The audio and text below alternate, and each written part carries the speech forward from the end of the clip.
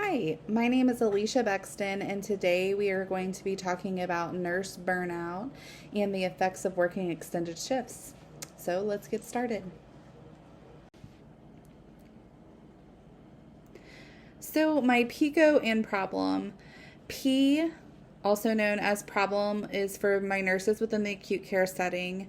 I, intervention, providing the Maslow inventory survey to nursing leaders to help them assess nurse burnout in their staff members. C, comparison, to determine if working 8-hour shifts causes less burnout than working 12-hour shifts. O, my outcome, improve burnout symptoms working shorter shifts. And then my research question from all my research compiled is, are nurses who work 12-hour shifts at a higher risk for nurse burnout than nurses who work 8-hour shifts?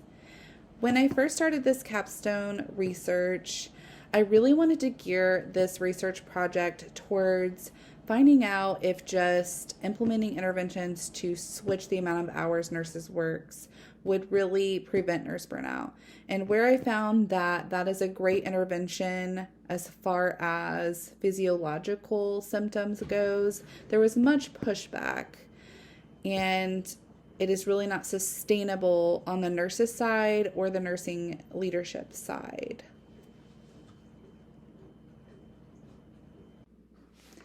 So this leads me to the background of the problem.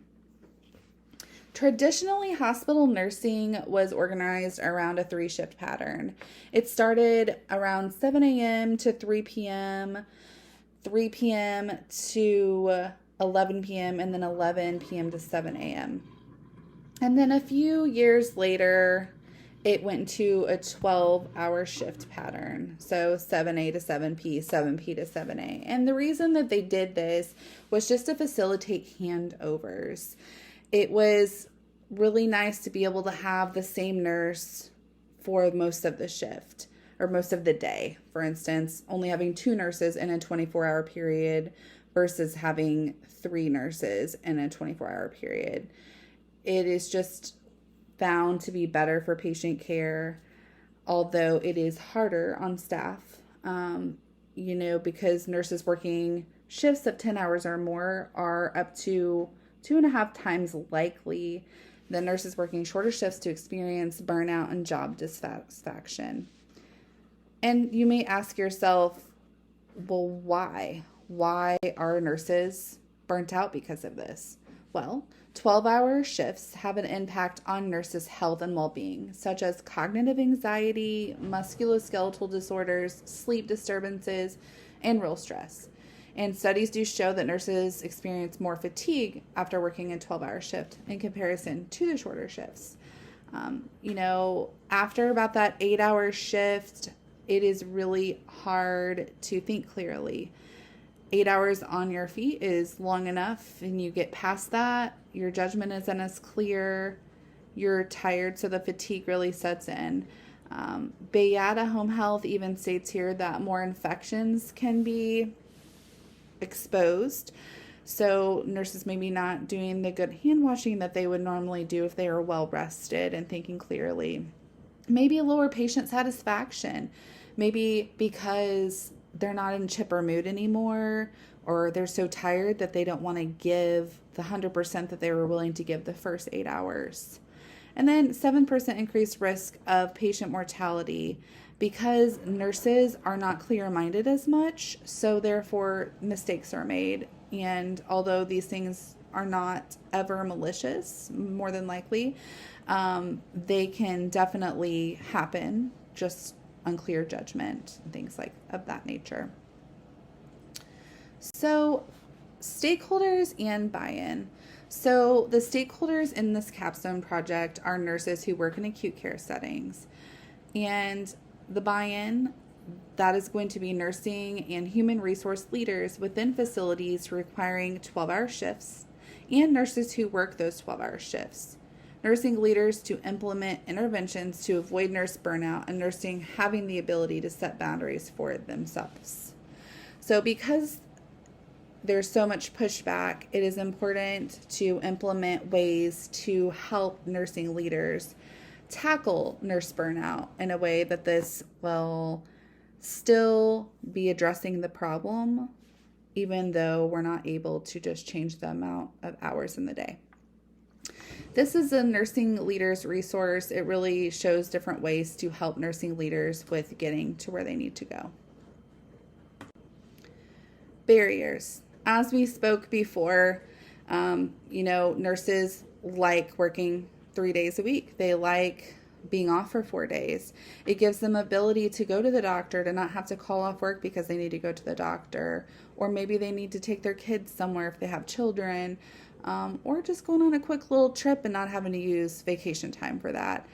And it is easier for nursing leaders to fill a 4-hour shift versus trying to find someone for an entire 8-hour or even an entire 12.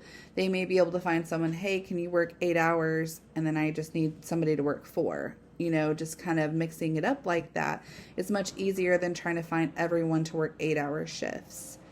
And then families enjoy having their loved ones off with them. It's really hard for family members to adapt from going from 3 days a week to 5.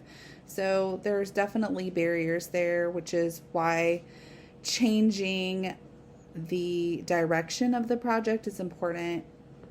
And that is where we go into our steps to implementation. So developing a PowerPoint presentation on interventions for nursing leaders to help them prevent nurse burnout within their staff. And by doing this, we can provide them with the Maslow burnout inventory for nursing leaders to provide for their staff members to evaluate the level of burnout that their staff members are encountering. And to present this PowerPoint presentation and the effects that working extended shifts has had on nurse burnout and why implementing interventions to decrease burnout is important.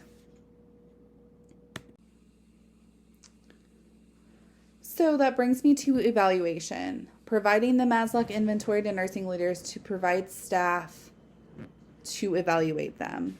So this is a questionnaire, and it goes over a series of questions to ask their staff members so that they can really evaluate the level of burnout before finding their interventions to implement. So this is broken up into 3 sections. As you can see here, section A is going to ask questions of the nature of feeling emotionally drained by work. Working with people all day long requires a great deal of effort. I feel I work too hard at my job. And they can rate it by never, a few times per year, once a month, a few times per month, etc. And then section B goes into more questions, and then section C goes into more questions. And at the end of it, they tally it up and they can kind of really narrow down where burnout is affecting more people. So is it emotional stress? Is it physical stress? Is it both? What is it? So that they can tackle that.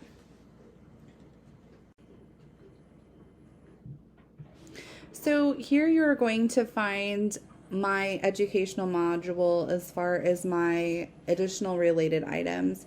So the first item there on the screen at the top left corner is my actual educational module that I provided for the nursing leaders. Next, you're going to see Dr. Lissalette Dryby out of the Mayo Clinic. She performs a study with direct supervisors and their part in nurse burnout, and whether they're helpful in a situation or not, and if they are part of the problem. And then we've got challenges that nursing leaders face with the Institute of Healthcare Improvement. And that was more geared towards asking the hard questions, getting to the root of the problem to really help the nursing leaders tackle nurse burnout. And then we have Mama Nurse here who provides interventions for nurses themselves to prevent nurse burnout. So this is really good for nursing leaders to help get the nurses interventions to help themselves, because at the end of the day, we can't really just stop at nursing leaders and say it's all their problem. We have to help nurses take accountability for themselves to promote better mental health for themselves. And then last but not least, we have the Maslow inventory that I provided information on a previous slide to evaluate the burnout in each staff member.